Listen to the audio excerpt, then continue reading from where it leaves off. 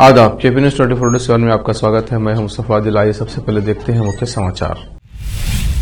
बिदर दक्षिण विधानसभा क्षेत्र के चांगलेरा गांव में विजय संकल्प यात्रा एवं पार्टी ज्वाइनिंग कार्यक्रम आयोजित किया गया। भाजपा नेता की हत्या के आरोप में पीएफआई सदस्यों पर एनआईए ने रखा 5 लाख का इनाम। कर्नाटक सरकार वाच पार्क स्थापित करने के लिए समर्थन देगी। विकास मंत्री डॉक्टर CN अश्वत्थ नारायण ने ये बात कही। तेलंगाना के सिकंदराबाद की एक बिल्डिंग में लगी आग, 4 लोगों को बचाया गया, कोई हताहत नहीं।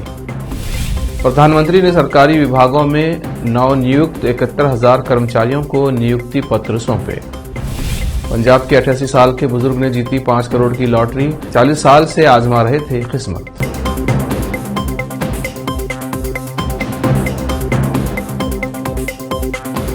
अब समाचार विस्तार से।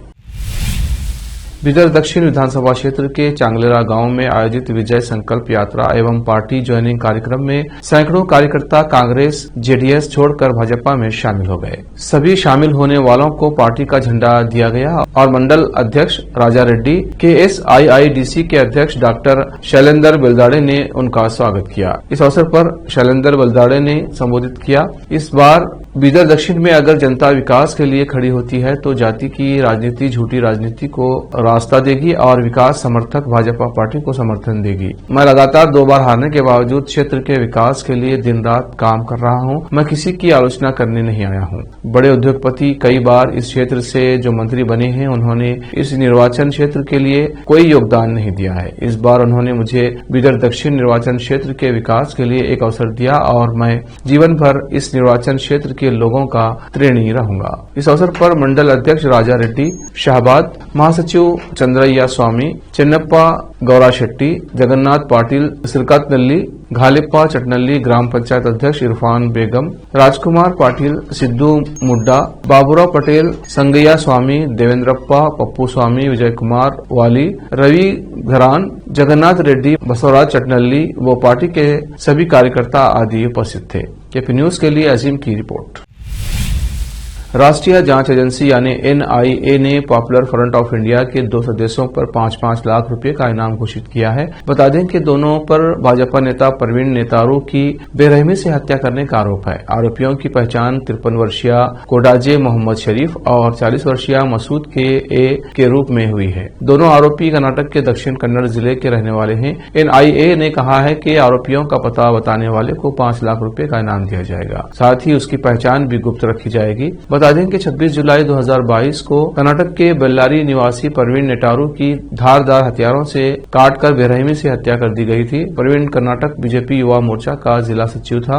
राजस्थान के उदयपुर में कन्हैयालाल नामक एक व्यक्ति को कट्टरपंथियों ने नुपुर शर्मा के समर्थन में सोशल मीडिया पोस्ट करने के चलते गला काट कर हत्या कर दी थी। बीते साल 29 जून को परवीन ने भी कन्हैयालाल के समर्थन में फेसबुक पोस्ट की थी। ऐसे में माना गया है कि इसी के चलते परवीन की हत्या की गई।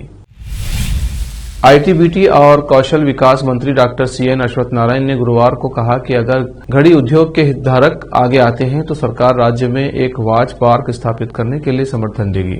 India international watch and block fair समय भारती 2023 के उद्घाटन समारोह में बोलते हुए उन्होंने कहा कि सरकार ने औद्योगिक पार्कों की स्थापना की सुविधा के लिए मानदंडों को लचीला बनाया है। उन्होंने वॉच पार्क के लिए उद्योग जगत के प्रस्ताव का स्वागत किया और कहा कि सरकार आवश्यक मंजूरियों को पूरा करने में मदद करेगी। मंत्री ने कहा कि घड़ी उद्योग की मांग बनी रहेगी और उद्योग के लिए आवश्यक कुशल जनशक्ति को औद्योगिक शिक्षा और कौशल को एकीकृत करने के लिए सरकार की पहल के माध्यम से उपलब्ध कराया जाएगा।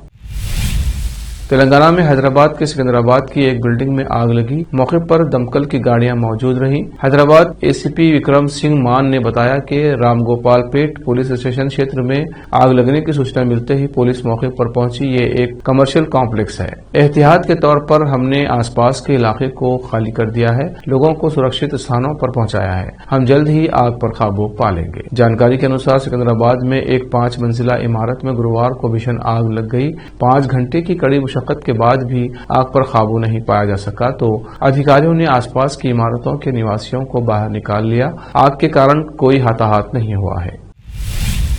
प्रधानमंत्री नरेंद्र मोदी ने शुक्रवार को वीडियो कॉन्फ्रेंसिंग के माध्यम से 10 लाख कर्मियों के लिए भर्ती अभियान रोजगार मेले के तहत सरकारी विभागों और संगठनों में नवनियुक्त करीब 71,000 कर्मचारियों को नियुक्ति पत्र सौंपे। पीएम नरेंद्र मोदी ने इस अवसर पर कहा, निरंतर हो रहे ये रोजगार मेले हमारी सरकार की पहचान बन गए हैं। ये दिखाता है कि हमारी सरकार जो संकल्प लेती है उसे करके दिखाती है। हमने भर्ती प्रक्रिया में व्यापक बदलाव किया है। केंद्रीय सेवाओं में भर्ती प्रक्रिया पहले ही तुलना में ज्यादा कारगर और समयबद्ध हुई है। पीएम मोदी ने कहा, पारदर्शी तरीके से भर्ती और पदोन्नति युवाओं में भरोसा जगाती है। ये पारदर्शिता उन्हें बेहतर तैयारी के साथ प्रतियोगिता में हिस्सा लेने के लिए प्रेरित करती है। हमारी सरकार इसी दिशा में निरंतर काम कर रही है। आज जिन्हें नियुक्ति पत्र मिला है उनके लिए ये जीवन का नया सफर है।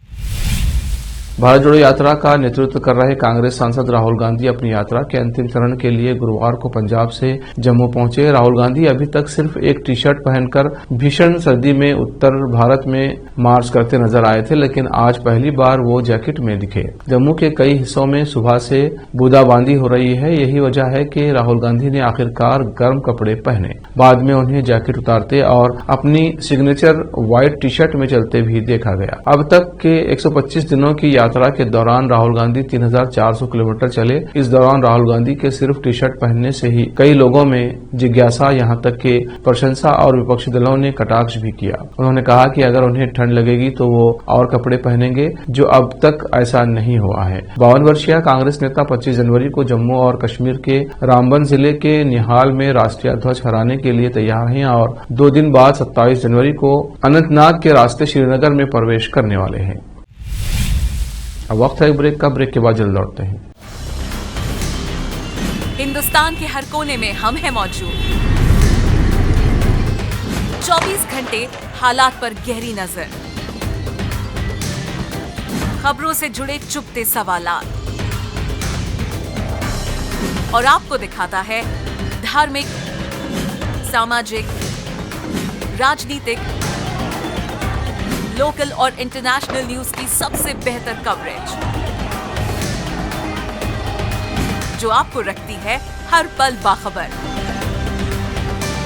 देश और दुनिया भर की खबर के लिए देखते रहें केपी न्यूज 24/7।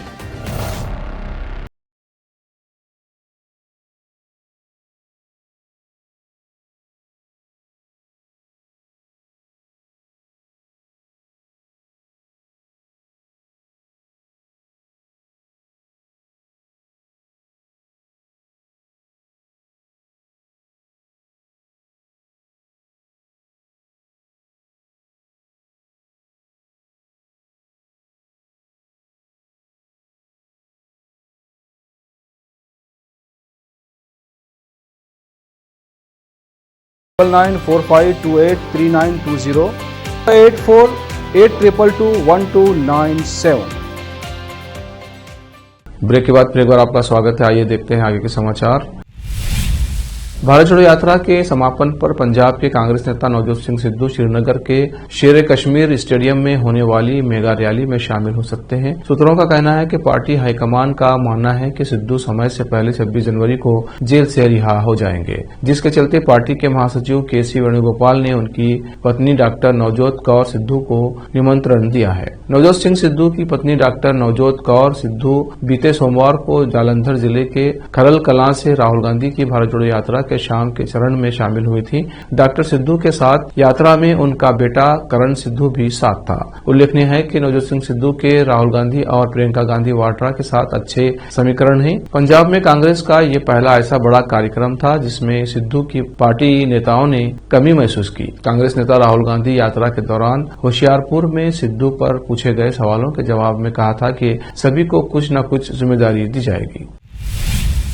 दिल्ली महिला आयोग की अध्यक्ष स्वाति मालीवाल के साथ हुई घटना पर दिल्ली के सीएम अरविंद केजरीवाल ने उपराज्यपाल को ट्वीट कर घेरा है। सीएम केजरीवाल ने ट्वीट कर कहा, दिल्ली की कानून व्यवस्था तेजी से बिगड़ रही है। दिल्ली की एलजी कानून व्यवस्था को सुधारने के बजाय गंदी राजनीति में व्यस्त है। बिना किसी अधिकार के एलजी आज अधिकारियों के साथ कई बैठक कर रहे हैं, चुनी हुई सरकार के काम में रुकावट डालने के लिए।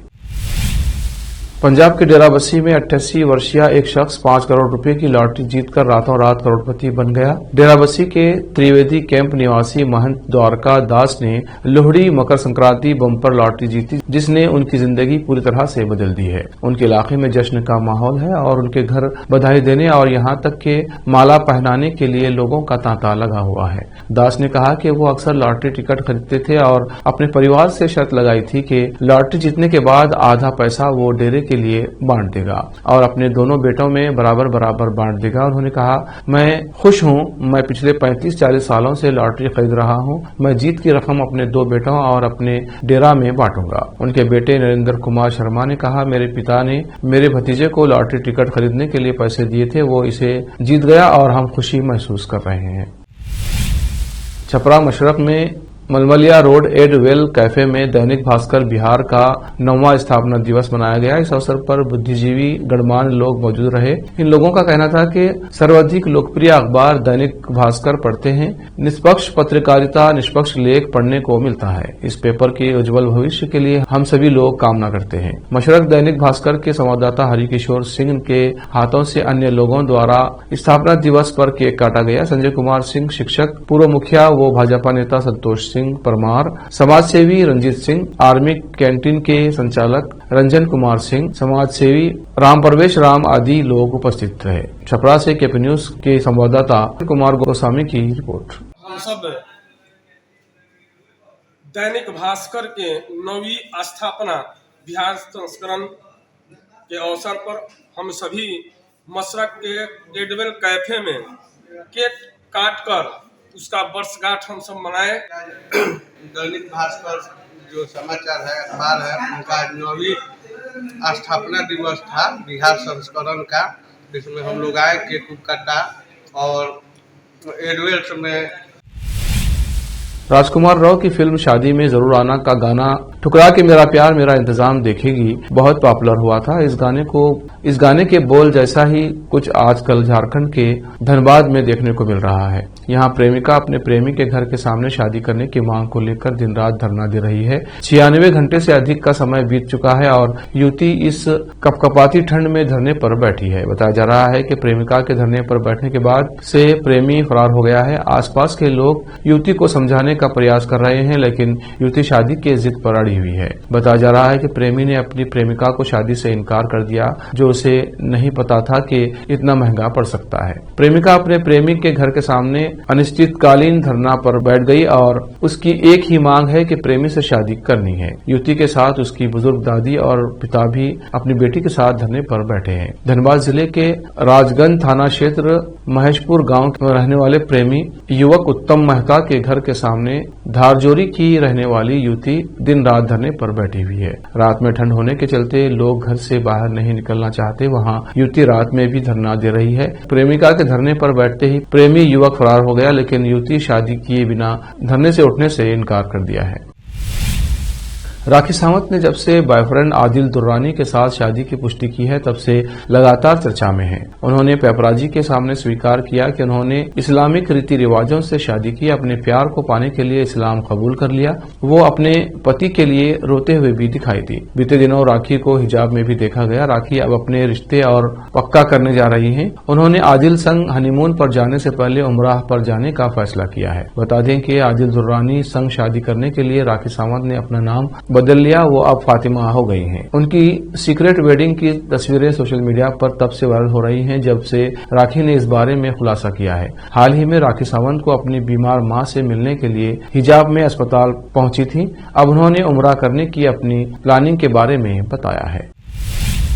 आखिर में फिर एक बार देखते हैं मुख्य समाचार। बिदर दक्षिण विधानसभा क्षेत्र के चांगलेरा गांव में विजय संकल्प यात्रा एवं पार्टी ज्वाइनिंग कार्यक्रम आयोजित किया गया।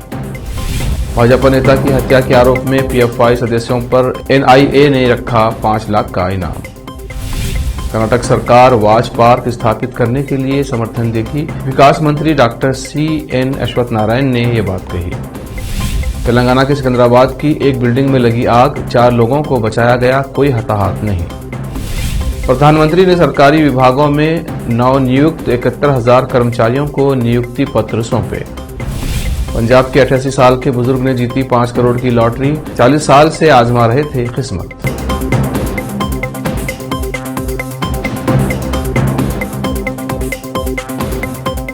केपी न्यूज में इतना ही। देश प्रदेश के समाचारों के लिए देखते रहिए केपी न्यूज 24/7। धन्यवाद।